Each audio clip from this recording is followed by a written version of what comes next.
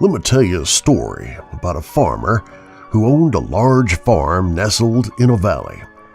The farm work was mounting up, and so he decided to hire a young farmhand to assist with the chores. As he began to interview young men, one in particular struck him as capable. So he asked him, "What are your qualifications?" "I can sleep through a storm," came the young man's reply. Though he did not understand the response, the farmer liked the boy and decided to take his chances on him. Several weeks passed, and one night the farmer and his wife were awoken as a violent storm came tearing through the valley. They ran downstairs to get the affairs of the farm put together. As they reached the door, they called to the hired hand, but, as advertised, he was sleeping through the storm. Angered, they ran outside. This was an emergency. The farmer and his wife didn't have time for nonsense. He started off for the animals, but could not find them anywhere.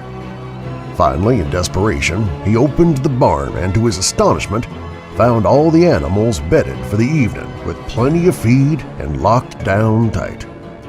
He dashed off for the tractors, but they were already parked inside the garage, away from harm.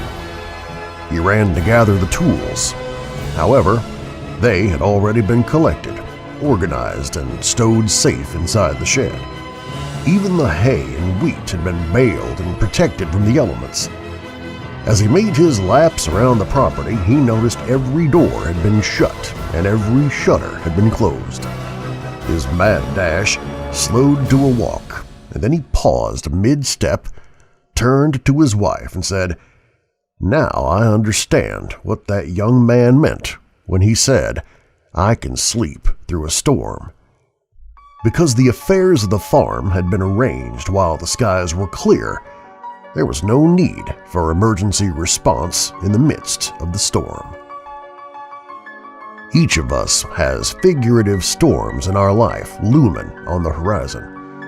The passing of a spouse, the threat of long-term care, inflation, taxation, or a stock market meltdown.